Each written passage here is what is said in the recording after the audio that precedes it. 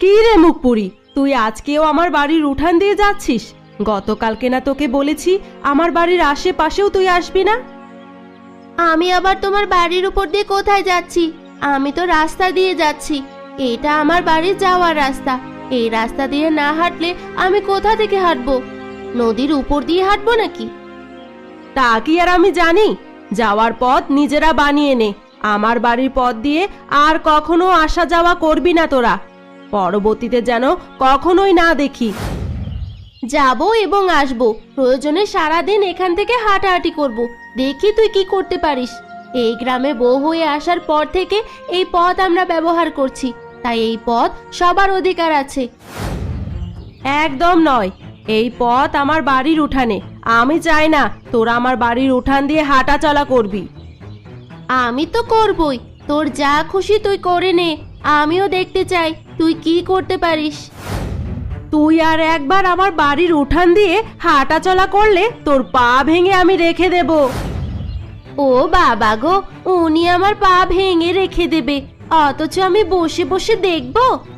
আসিস আমার পা ভাঙতে, তারপরে দেখিস তোর নিজের অবস্থা কি হয়। তোকে না বলেছি আমি যখন মাছ ধরতে আসবো তখন তুই নদীতে মাছ ধরতে আসবি না? তোর কারণে আমি একটা মাছও পাই না। মাছ তো ধরতেই পারিস না, উল্টে সব মাছকে তাড়িয়ে দিস। বাবা গো বাবা, উনি একদম পাকা কাজে জেলে হয়ে গেছে। ধরতে পারে না দুটো মাছ, সেই মুরত নেই আবার এসেছে আমাদের দোষারোপ করতে। হ্যাঁ, আমি পাক্কা জেলেই। তুই নিজেই তো দেখিস যে তুই কিভাবে মাছ ধরিস। এভাবে মাছ ধরে নাকি কেউ? সারা পানি গোলা করে দিস, তোর কারণে মাছেরা ভয় পেয়ে চলে যায়, কেউ আর জালে ধরা দেয় না। তোমাদের ওই ছেঁড়া ফাটা জালে কোনো মাছও ধরা দেবে না। ছেঁড়া ফাটা জাল দিয়ে মাছ ধরতে এসেছে, আবার বড় বড় কথা বলছি। যদি তুই না আসিস সেদিন তো আমি ভালোই মাছ ধরতে পারি। এত কথা না বলে তুমি মেনে নাও যে তোমার থেকে আমি ভালোই মাছ ধরতে পারি। এই কারণেই আমার উপরে তুমি হিংসা করো। তোর উপরে আমি হিংসে করব কেন? আমার কি কম আছে নাকি? কম আছে কিনা তা তো তুমি ভালোভাবেই জানো। আমি আর তোমাকে কিভাবে বোঝাবো? তবে আমি তোমাকে একটা কথা বলে দিচ্ছি, এই নদী তোমার একার নয়, এই নদীতে সবার অধিকার আছে। তাই আমি যখন খুশি তখন এখানে মাছ ধরতে আসতে পারবো। আমি তোকে এখানে কোনোদিন মাছ ধরতে দেব না, এটাই আমার শেষ কথা। আর আমি তোর বড়, আমার কথা তোকে শুনতেই হবে। কেন কেন? তুমি কি আমার বড় দাদা লাগো নাকি যে তোমার কথা আমাকে শুনতেই হবে? তুমি প্রতিবেশীর মতোই থাকো, নিজের সীমা পেরিয়ে যেও না। বেশ, তো প্রতিবেশীর মতোই তো থাকতে বলেছিস, এখন থেকে প্রতিবেশীর মতোই আচরণ করব।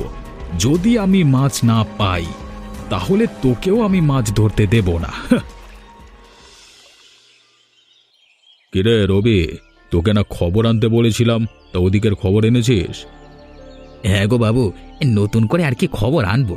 প্রতিদিন যা খবর আমি আনি সেই খবরই নিয়ে এসেছি। আজকে ও বাড়িতে ঝগড়া বিবাদ হয়েছে। আমিও তো সেটাই চাই রে, কিন্তু এই ছোটখাটো ঝগড়া নিয়ে তো এখন আর কাজ হবে না। এবার বড় একটা ঝগড়া বাঁধাতে চাই আমি। কিন্তু কিভাবে? ওরা নিজেরা ঝগড়া না করলে আপনি কিভাবে ঝগড়া পাঠাবেন, মানে বাঁধাবেন? আর তাছাড়া ওদের ঝগড়া দিয়ে আপনার কাজ কি? ওরে মূর্খ, তোকে এখনো বোঝাতে পারলাম না। আমি চাই ওরা যদি নিজেদের মধ্যে ঝগড়া বিবাদে লিপ্ত থাকে তাহলে নদীর পাড়ের জমিগুলোর দিকে নজর দিতে পারবে না। সেই সুযোগে আমি সেই জমিগুলো লুট করে নেব। বাবু গো বাবু, আপনার তো দেখি দারুণ বুদ্ধি। তাহলে এবার বলুন, এবার আমরা কি চাল চালতে পারি? চল আমার সাথে, আমার মাথায় একটা বুদ্ধি এসেছে। সেই বুদ্ধি অনুযায়ী কাজ করলে ওরা নিজেরাই নিজেদের সাথে ঝগড়া বিবাদ রেখে মারামারি শুরু করে দেবে। আপনার যে বুদ্ধি, তা আমি আপনাকে বেশি কিছু আর জিজ্ঞেস করছি না। আপনার সাথে যাওয়া ছাড়া আমার আর কোনো উপায় নেই। চলুন তাহলে। বেশ চল, বেশি বকবক করিস না। জানো তো গিন্নি, আজকে মাছ ধরতে গিয়ে কৈলাস আমাকে অপমান করেছে। বলেছে আমি নাকি গরিব, আমি ছেঁড়া ফাটা জাল নিয়ে মাছ ধরতে যাই, এ কারণে আমি মাছ পাই না। যাই বলো না কেন, কৈলাস দাদা কিন্তু ঠিক কথাই বলেছে। তোমার জাল যদি ভালো থাকতো তাহলে তোমাকে এই কথা বলার সুযোগই পেত না। কি করব বলো তো গিন্নি, নুন আনতে পান্তা ফুরায় আমাদের। এই অবস্থায় একটা জাল কেনা কত খরচের ব্যাপার। সংসার ভালো চলে না, একবেলা খেতে পেলে অন্য বেলা না খেয়ে থাকতে হয়। কবে যে আমাদের একটু ভালো দিন আসবে কে জানে। এভাবে আর চলতে পারছি না গো। নুন থাকলে তেল থাকে না, তেল থাকলে অন্য কিছু থাকে না। আর কটা দিন ধৈর্য ধরো গিন্নি, আমি তো চেষ্টা করছি। আমি নিশ্চয়ই কাজবাজ করে সংসারের হাল ফিরিয়ে আনবো। আর কবে ফিরে আনবে গো বলো? সেই কবে থেকেই তো ধৈর্য ধরে বসে আছি, এখনো সংসারের হাল ফিরলো না। আমাদের মনে হয় আর কোনোদিনও ভালো সময়ে ফিরে যাওয়া হবে না। ওভাবে বলো না, আমি তো আছি। আমি থাকতে তোমার এত চিন্তা কিসের? আমি যেভাবেই থাকি না কেন তোমাকে না খাইয়ে রাখবো না আমি। ঘরে না খেয়ে থাকলেও কিচ্ছু হয় না, কিন্তু বাইরের মানুষের অপমান আর সহ্য হয় না গো। আমাদের যদি একটু টাকা পয়সা থাকতো তাহলে আর লোকজন আমাদের অপমান করতে পারতো না। থাক থাক, এসব অপমান এখন গায়ে লাগলে চলবে না। আমাদের আগে বড়লোক হওয়ার চিন্তা ভাবনা করতে হবে, তাহলে আর কেউ অপমান আমাদের করতে পারবে না। আমি সেই দিনের অপেক্ষায় আছি যেদিন অন্য কেউ আমাদের অপমান করবে না, আমরা সবাইকে অপমান করব। বাবু, আপনি হঠাৎ করে আমাকে এখানে নিয়ে এসেছেন কেন? আপনার মতলবটা কি বলুন তো? কেন কেন, তোকে তো আমি একটু আগেই মতলব বলে এলাম। আমার মতলব হলো ওদের এখন ক্ষতি করা। তা তো আমি ভালোভাবেই জানি, কিন্তু এই পুকুর পাড়ে কেন? এই পুকুর পাড়ে এসে আপনি কি করবেন? এই পুকুরটা কৈলাসের, আর আমার জানা মতে কৈলাস এই পুকুরে মাছের চাষ করছে। এই পুকুরের মাছ কৈলাস কখনোই ধরে না। প্রয়োজনে নদী থেকে জাল ফেলে মাছ ধরে আনে, তবুও এই পুকুরের মাছ সে ধরে না। তা তো আমরা সবাই জানি, কিন্তু এই পুকুরের মাছ দিয়ে কি হবে? আমার হাতে কি আছে দেখেছিস? আমার হাতে আছে মাছ মেরে ফেলবার বিষ। এই বিষ আমি এখন পুরো পুকুরে ছিটিয়ে দেব। তাতে এই পুকুরের সমস্ত মাছ মরে যাবে, আর ওরা ভাববে জগদীশ ওদের ক্ষতি করেছে। আরে বাহ, কি বলছেন বাবু? এটা তো একদম ভালো একটা খেলা। ওরা কখনো কারোর উপরে সন্দেহই করবে না। ওরা এবার তো জগদীশের পরিবারের সাথে মারামারিতে লিপ্ত হবে। আমি তো সেটাই চাই। আমি চাই ওরা মারামারি করুক, একজন অন্যজনের মাথা ফাটিয়ে দিক। তাহলে আর দেরি করবে না বাবু, দিন দিন পুরো পুকুরে ছিটিয়ে দিন, না হলে আমার কাছে দিন, আমি নিজেই ছিটিয়ে দিচ্ছি।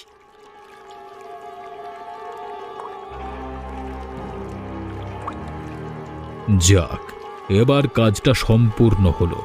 এখন শুধু আগামীকাল সকালে কি হয় সেটাই দেখবার পালা। সকালে আর কি দেখবেন? দেখবেন শুধু আহাজারি এবং ঝগড়াঝাঁটি। ওরা ঝগড়া বিবাদে লিপ্ত হোক, এর কিছুদিনের মধ্যেই আমি ওদের সমস্ত জমি জমা লুট করে নেব। ওরা টেরও পাবে না। চলুন চলুন বাবু, এখন এখানে দাঁড়িয়ে থাকা ঠিক হবে না। কেউ আবার দেখে ফেললে সমস্যা হয়ে যাবে। আমরা বাড়ি দিয়ে ফিরে যাই।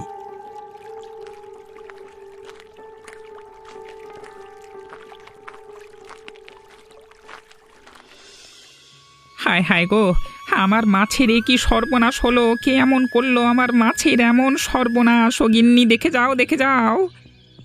কি হলো কি? এইভাবে এখানে বসে চিৎকার চেঁচামেচি করছো কেন? কি হয়েছে? কি আর বলবো গিন্নি, আমার যে সর্বনাশ হয়ে গেল। ওদিকে একবার তাকিয়ে দেখো, পুকুরের সমস্ত মাছগুলো মরে ভেসে উঠেছে। হায় হায়, পুকুরের সমস্ত মাছগুলো কিভাবে মরে ভেসে উঠেছে গো? আমাদের পুকুর তো কোনো সমস্যাই ছিল না, মাছগুলো কত সুস্থ স্বাভাবিক ছিল। আমি জানি না গো, আমি কিচ্ছু জানি না। আর আমার মন মানছে না, আমি কত কষ্ট করে এই পুকুরের মাছগুলোকে চাষ করি। প্রয়োজনে না খেয়ে থাকি, তবু এই পুকুর থেকে একটা মাছ আমি ধরি না। আমার স্বপ্ন এই পুকুরের মাছগুলোকে অনেক বড় করবার। আমাদের কত টাকাই না লোকসান হয়ে গেল গো। এই পুকুরের পিছনে আমরা কম টাকা তো খরচ করিনি, 1 টাকাও উঠলো না আমাদের। তুমি টাকার চিন্তা করছো গিন্নি, আমি তো চিন্তা করছি মাছগুলো কত কষ্ট পেয়েই না মারা গেছে গো। কারা এমন করবে বলো তো? আমি তো কিছু বুঝতে পারছি না। এই গ্রামে আমাদের শত্রুটাকে কে আবার? আমাদের তো একটাই শত্রু আছে, তা হলো জগদীশ। জগদীশকে আমি গতকালকে মাছ ধরা নিয়ে অপমান করেছিলাম। নিশ্চয়ই ও তার প্রতিশোধ নিতে আমার পুকুরের মাছের এমন সর্বনাশ করলো গো।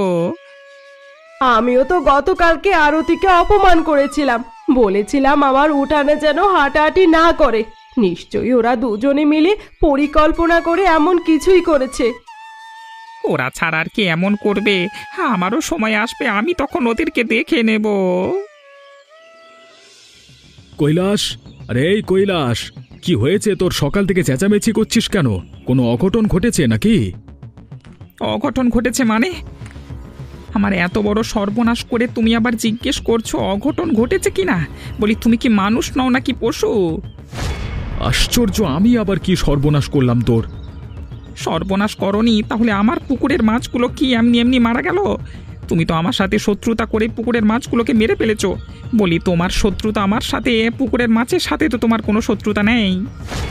আরে আমি এসব বিষয় তো কিছু জানি না। আমি তো তোর চিৎকার চেঁচামেচি শুনি এখানে এলাম।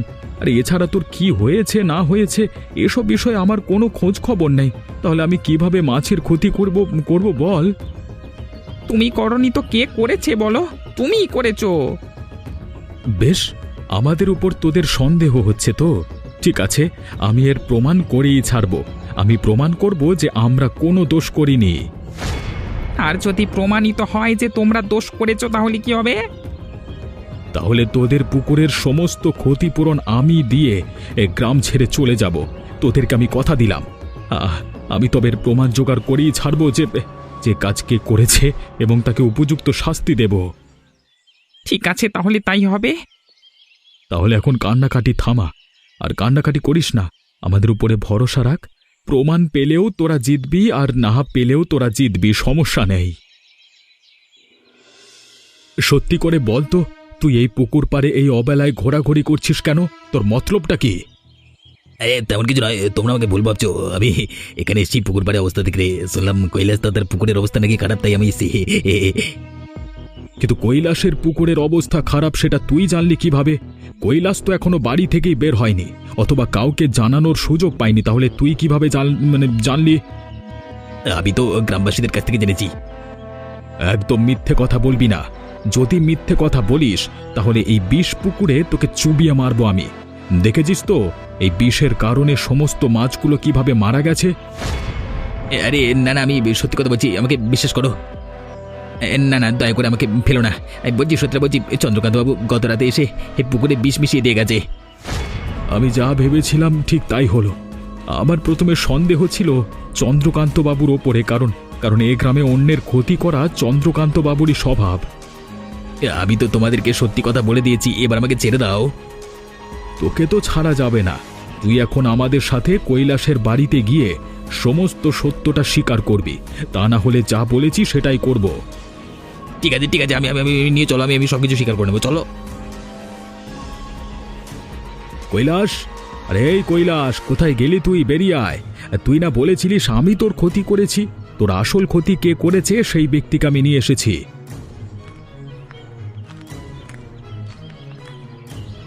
কি হলো? এমনভাবে চেঁচামেচি করছো কেন? এটা একটা ভদ্রলোকের বাড়ি, ভদ্রলোকের বাড়িতে এসে চেঁচামেচি করতে হয় না। রাত তোর ভদ্রলোকের বাড়ি, আগে দেখ কাকে নিয়ে এসেছি। এ তো দেখছি রবি। রবিকে তোমরা এভাবে ধরে নিয়ে এসেছো কেন? বলি, জীবজন্তুর ওপরে অন্যায় অত্যাচার করেও তোমাদের মনের শখ মেটেনি? দেখলে তো, যাদের জন্যই আমরা চুরি করেছি তারাই আমাদের চোর বলে। আরে বোকার দল, তোদের পুকুরে যারা ক্ষতি করেছে তাদেরকেই ধরে নিয়ে এসেছি। কিরে, চুপ করে আছিস কেন? বল সব সত্যি। হ্যাঁ, জগদীশ দাদা কিছু করেনি। আমি চন্দ্রকান্তবাবু মিলে গত রাতে পুকুরে বিষ মিশিয়ে দিয়েছিলাম। কিন্তু কৈলাসের সাথে এমন কাজ কেন করলি তোরা? কৈলাস তোদের কি ক্ষতি করেছে? কৈলাস দাদা আমাদের কিছু ক্ষতি করেনি। চন্দ্রকান্তবাবু চেয়েছে কৈলাস দাদার ক্ষতি করতে, জানো। এই কৈলাস দাদার সাথে তোমাদের ঝগড়া বিবাদ হয়, আর সেই ঝগড়া বিবাদের ভাগে চন্দ্রকান্তবাবু পরিকল্পনা করে তোমাদের জমি হাতিয়ে নেবে। দেখলি তো কৈলাস, এতদিন যাদেরকে তুই শত্রু ভেবেছিলিস আজকে তারাই তোদের কাছে বন্ধুত্বের হাত বাড়িয়ে দিল। আমার ভুল হয়ে গেছে দাদা, আমি বুঝতে পারিনি। আমি ভেবেছিলাম তোমরাই এমন কাজ করেছো, কারণ গতকালকে আমি তোমাকে অপমান করেছিলাম। দেখ, ঝগড়ার সময় আমিও তোকে অনেক অপমান করি, তুইও আমাকে করিস। এসব আমরা কিছুই মনে রাখি না, এসব আমাদের নিত্যদিনের ব্যাপার। তাই বলে তোদের এত বড় ক্ষতি করব এমন মানুষ আমরা নই। আমরাও কখনো তোমাদের ক্ষতি করতে চাই না, কিন্তু এবার যারা আমাদের ক্ষতি করছে তাদের নিস্তার নেই, তাদের আমি উপযুক্ত শাস্তি দেব। তোরা চিন্তা করিস না, আমরাও তোদের পাশে আছি। কিরে কৈলাস, হঠাৎ এই সন্ধেবেলায় আমার বাড়িতে কিছু হয়েছে নাকি? না গো দাদা, কিছু হয়নি। আমরা এসেছি তোমাদের কাছে ক্ষমা চাইতে। তোমাদের সাথে আমরা যা করেছি একদম ভালো কাজ করিনি। আরে ওসব কোনো বিষয় নয়। আমারও যদি এত বড় একটা ক্ষতি হতো আমিও এমনটাই ভাবতাম, আর আমিও এমন ব্যবহারই করতাম, তোদের কোনো দোষ নেই। তাহলে তুমি বলো, আমাদেরকে ক্ষমা করে দিয়েছো? যদি ক্ষমা না করো তাহলে আমরা নিজেরাই নিজেদেরকে ক্ষমা করতে পারবো না। শুধু শুধু তোমাদের উপরে অভিযোগ দিয়েছি আমরা। এখন এসব ক্ষমা চাওয়ার সময় নয়, এখন আমাদের একতাবদ্ধ হওয়ার সময়, কারণ বাইরের লোক আমাদের দুজনের ক্ষতি করতে চাইছে। হ্যাঁ গো দাদা, আমি সেটাই ভেবেছি। চন্দ্রকান্ত বাবু যতটা আমার ক্ষতি করতে চেয়েছে ততটাই তোমারও ক্ষতি করতে চেয়েছে। এর মাঝে আমার পুকুরটা শুধু এই রোষের শিকার হলো। ওসব নিয়ে চিন্তা করবার কোনো কারণ নেই। অন্তত এই কারণের জন্য আমরা আরও বড় একটা উদ্দেশ্য জানতে পারলাম। এবার চন্দ্রকান্তবাবুর পরবর্তী শিকার হলো নদীর পাড়ের আমাদের জমিগুলো। দাদা দাদা, আমাদের মধ্যে যতই ঝগড়া বিবাদ থাকুক না কেন, আমরা কোনোভাবেই নদীর পাড়ের জমিগুলো ওদেরকে লুট করতে দেব না। হ্যাঁ রে, আমরা এবার নিজেরা একত্রিত হয়ে চন্দ্রকান্ত বাবুর বিরুদ্ধে লড়ব। না হলে আমাদের সমস্ত জমি জমা ওরা লুট করে নিয়ে যাবে, সেটা তো আর হতে দেওয়া যাবে না। তোমাকে আমি বলে রাখলাম দাদা, ওই চন্দ্রকান্ত বাবুকে আমি গ্রাম ছাড়া করব। হ্যাঁ, আগে আমাদের সামনে পড়ুক, তারপর আগে মজা বোঝাই, তারপর গ্রাম ছাড়া করব। ওই তো ওরা আমাদের জমি লুট করবার চেষ্টা করছে, ওদেরকে আমি একদম ছাড়ব না।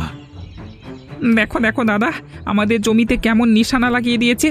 মনে হচ্ছে এই জমি এখন থেকে চন্দ্রকান্ত বাবুর। তা বললে হবে নাকি? আমাদের এত কষ্টের জমি আমরা এত সহজে ছেড়ে দেব না। প্রয়োজনে এই জমির জন্য নিজেদের প্রাণ দিয়ে দেব। হয়তো আজকে নিজের প্রাণ দিয়ে জমি রক্ষা করব, নয়তো অন্যের প্রাণ নেব, এটাই আমার শেষ কথা। চন্দ্রকান্ত বাবু, একদম পালানোর চেষ্টা করবেন না। আপনি গ্রামে অনেক খারাপ কাজ করেছেন, অনেক গরিবদের সাথে অন্যায় করেছেন।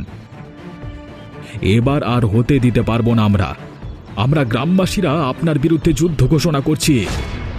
তোমরা তোমাদের মতো মানুষকে হারাবে আমার লাঠি বাহিনী দেখেছো? দেখো না, দেখো লাঠিয়াল বাহিনীর একটা লাঠির বাড়ি খেলেই তোমাদের খুঁজে পাওয়া যাবে না। এতটা দুর্বল মনে করবেন না বাবু। এই হাত খেটে খাওয়ার হাত, এই হাতের একটা থাপ্পড় যদি আপনার গালে পড়ে তাহলে আপনার গাল আর গাল থাকবে না, পুরো খাল হয়ে যাবে। ওদের সাথে এত কথা কিসের? ওরা লুট করতে এসেছে, আমরা প্রতিরোধ করতে এসেছি। ওদের সাথে মুখে কোনো কথা হবে না, ওদের সাথে হবে শুধু মারামারি। তাহলে আর দাঁড়িয়ে আছিস কেন? মার ওদেরকে। এই যা, আসল মানুষই তো ভেগে গেল। এখন কি হবে রে কৈলাস? কি আর হবে? পালিয়ে আর কোথায় যাবে? গ্রামের বাইরে তো যায়নি নিশ্চয়ই, পালিয়ে বাড়িতে গেছে। তুমি চলো আমার সাথে, আজকে ওর বাড়িতে গিয়ে ওর সাথে মুখোমুখি কথা বলে আসবো। আরে ও বাবু, পালিয়ে যাবেন কোথায়? এ গ্রাম ছেড়ে অন্য কোথাও তো আর পালিয়ে যেতে পারবেন না। এ গ্রামের মধ্যে থাকলে আমাদের হাতে নাগালে আসতেই হবে আপনাকে। তোমরা আবার পেছু পেছু আমার বাড়িতেও চলে এসেছো। এত সাহস কোথায় পেলে তোমরা? বেরিয়ে যাও বলছি বাড়ি থেকে। বাবা গো বাবা, এমন ভাবে কথা বলছে যেন ওনাদের বাড়ি আমরা আয়ত্ত করতে এসেছি। আমরা আপনার মতো মানুষ নই যে অন্যদের সম্পত্তি নিজেদের নামে করে নেব। হ্যাঁ, তোমাদের এসব বকবকানি শোনবার সময় আমার নেই। তোমরা কি বলবে বলো, তারপর এখান থেকে চলে যাও। আমরা ঠিক কি বলতে এসেছি তা আপনি ভালোভাবেই জানেন। আমরা আপনাকে সাবধান করতে এসেছি, আর কোনোদিন যদি আমাদের জমির দিকে নজর দিতে দেখেছি তাহলে আপনার ওই চোখ দুটো আমরা গেলে দেব। ঠিক আছে, তোমাদের ওই জমির দিকে নজর না দিলে আমার কি হবে? আমার কি সহায় সম্পত্তি কম নাকি যে তোমাদের ওই জমিটুকু না পেলে আমি গরিব হয়ে যাব? এই ভাবনাটা যদি আরো আগে ভাবতেন তাহলে আজকের এই দিন আপনাকে দেখতে হতো না। ফের এই ভাবনাটা যদি আপনি ভুলে যান তাহলে আপনার জন্য খুব খারাপ হবে। আর কিছু বলতে হবে না কৈলাস। উনি এবার ভালোভাবে বুঝতে পেরেছে পরবর্তীতে ওনার অবস্থা কি হবে। যদি বুঝতে না পারে এবং একই কাজ আবার করে তাহলে নিজের দুর্গতি নিজেই টেনে আনবে। কি চন্দ্রকান্ত বাবু, আপনার মনে থাকবে তো? আজকে আমরা যা যা বলেছি তা মাথায় ভালোভাবে ঢুকিয়ে নিন। চলো দাদা। হ্যাঁ হ্যাঁ, চল চল। কি হলো বলো তো? পোড়া গন্ধ কোথা থেকে আসছে? মনে হচ্ছে কোথাও আগুন লেগেছে। আর কোত্থেকে আসবে? কেউ হয়তো রান্না বসিয়েছে, সেখান থেকে আসবে। না গো দাদা, আমার মনে হয় সেটা নয়। এত রাতে কে রান্না বসাবে? আর তাছাড়া রান্নার গন্ধ এত কড়া হয় না। আর তাছাড়াও তোমাদের ঘরে কেমন যেন গরম গরম লাগছে। আচ্ছা, ব্যাপারটা কি বলো তো? বিষয়টা তো সত্যি ভাবনার। আচ্ছা তোরা দাঁড়া, আমি দেখছি। ওগো, আর দেখতে হবে না গো, এ তো দেখছি আমাদের ঘরেই আগুন লেগেছে। তাড়াতাড়ি সবাই বের হও, না হলে পুড়ে ছাই হয়ে যাবে। কিন্তু আমার ঘর। দাদা, ঘরের চিন্তা পরে করবে। হ্যাঁ, এখন আগে বের হও। বের হওয়ার জন্য কোনো রাস্তা আছে নাকি? আরে সামনে তো আগুন দাউ দাউ করে জ্বলছে। হ্যাঁ হ্যাঁ, পিছনের দরজা দিয়ে বের হওয়া যাবে। পিছনে এখনো আগুন পৌঁছাতে পারেনি। সবাই তাড়াতাড়ি পিছনের দরজা দিয়ে বের হও। ওগো, লোকসান হলে হোক, আমি চাই না তোমার কোনো ক্ষতি হোক। আবার আমরা দুজনে মিলে কষ্ট করে পরিশ্রম করে আবার সবকিছু কিনতে পারবো। তুমি চিন্তা করো না, তুমি বের হও। তোমরা বের হও, আমি প্রয়োজনীয় কিছু আসবাবপত্র নিয়ে বাইরে বের হওয়ার চেষ্টা করছি। আমার এই জিনিসগুলো যদি পুড়ে যায় তাহলে আমার অনেক লোকসান হয়ে যাবে। এগো দাদা, আমরা তোমাকে ছাড়া বের হব না। আগে তুমি বের হও, তারপরেই বের হব। কি হলো? তোমরা আবার আমার বাড়িতে এসেছো কেন? আমি তো এবার তোমাদের জমির দিকে নজর দিইনি। আপনি তো এবার আমাদের জমির উপরে নজর দেননি, আমাদের প্রাণের উপর নজর দিয়েছেন। আচ্ছা আপনি একটা কথা বলুন তো, আপনি কোন মাটি দিয়ে করা? আপনাকে এত মানুষ এত এত খারাপ কথা বলে, তবু আপনার শিক্ষা হয় না। কি হয়েছে? সেটা কি হয়েছে সে বলবে তো? আমার জানা মতে আমি তো এবার কিছুই করিনি। গত রাতে আপনি আমার ঘরে আগুন দিয়েছেন কেন? আমি আগুন দিয়েছি মানে? তোমাদের কাছে এমন কোনো প্রমাণ আছে যে আমি আগুন দিয়েছি? তোমরা আন্দাজে আমার উপর অভিযোগ করছো কেন? হতেও তো পারে কৈলাস তোমার ঘরে আগুন দিয়েছে। হতে পারতো, কিন্তু হয়নি। কারণ যখন আগুনটা লেগেছে তখন কৈলাস ওই জগদীশের ঘরেই ছিল। তাই অযথা আমাকে দোষারোপ করবার কোনো মানেই হয় না। আপনি এবার পরিকল্পনা অনুযায়ী সফল হতে পারেননি বাবু, তাই এবার আপনাকে উপযুক্ত শাস্তি পেতেই হবে। এমনও হতে পারতো আমরা সবাই ঘরের ভেতর পুড়ে মারা যেতে পারতাম। হ্যাঁ, তুমি এটাকে কি বলছো? এত কথা বলবার কোনো প্রয়োজন নেই। যা করতে এসেছি সেটা করে বাড়িতে চলে যাব। তোরাও বাড়ি থেকে আরো বাড়ি যাও, বাড়ি যাও। আমরা তোর বাড়ি থেকে বের হব, তুই বের হবি গ্রাম থেকে। এ কৈলাস, দাঁড়িয়ে আছিস কেন? মার। দেখলে তো কৈলাস, আমাদের ভয়ে ব্যাটা কেমন পালিয়ে গেছে, আর কোনোদিন এ গ্রামে আসবার সাহস করবে না। এই সমস্ত কিছুই সম্ভব হয়েছে আমাদের একতাবদ্ধের কারণে। আমরা যদি ঝগড়া বিবাদ করি, বাইরের তৃতীয় ব্যক্তি অনায়াসে আমাদের ক্ষতি করতে পারে দাদা। আমিও সেটাই ভেবেছি, তাই সিদ্ধান্ত নিয়েছি এখন থেকে আমরা আর ঝগড়া বিবাদ করব না। চল চল বাড়িতে ফিরে যাই। শোনো দাদা, তুমি যাই বলো না কেন, শুধুমাত্র আমার কারণেই চন্দ্রকান্ত বাবুকে গ্রাম থেকে তাড়াতে পেরেছো, না হলে কোনোদিন তুমি তাড়াতে পারতে না। ও বাবা, আমি তাড়াতে পারতাম না? তাড়াতে পারতিস তুই। তোর কথায় চন্দ্রকান্ত বাবু গ্রাম ছেড়ে পালিয়ে যেত নাকি? অবশ্যই যেত। উনি আমার পুকুরের মাছ সব নষ্ট করেছে। আমার কথায় গ্রামটাকে ছাড়তেই হতো। আরে হয়েছে হয়েছে, নিজের গুণগান গাওয়ার এত প্রয়োজন নেই। আমরা সবাই জানি কার কতটা অবদান রয়েছে। তুমি বড় বড় কথা বলো না। তোমার তো ঘর বাড়ি পুড়ে গেছে, আমরা না থাকলে তোমরা থাকতে কোথায়? হ্যাঁ, আরে আমরাই তো তোমাদেরকে আশ্রয় দিয়েছি, নতুন ঘর তুলে দিয়েছি। আমাকে খোঁটা দিচ্ছিস তো? অথচ তোর পুকুরের যারা ক্ষতি করেছিল তাদেরকে যে আমি ধরিয়ে দিলাম, তার কি হলো? তাতে এমন কি হয়েছে? তোমরা কত বড় কাজ করেছো শুনি। চন্দ্রকান্ত বাবুকে গ্রাম ছেড়ে তাড়ানোর পেছনে সব থেকে অবদান আমার বেশি। তোর অবদান কিছুই ছিল না। আমি ছিলাম বলেই তোরা এই লড়াইয়ে যোগদান করতে পেরেছিস। আমি যদি নেতৃত্ব না দিতাম তাহলে তোরা কখনোই লড়াইয়ের কথা মাথাতেও আনতিস না। আরে হয়েছে হয়েছে, আপনি নিজের গুণগান নিজের বাড়িতে গিয়ে করুন। এখানে থাকা যাবে না, চলো চলো, এখানে চলো। এমনই মজার মজার গল্প দেখতে আমাদের চ্যানেলটিকে সাবস্ক্রাইব করতে ভুলবেন না।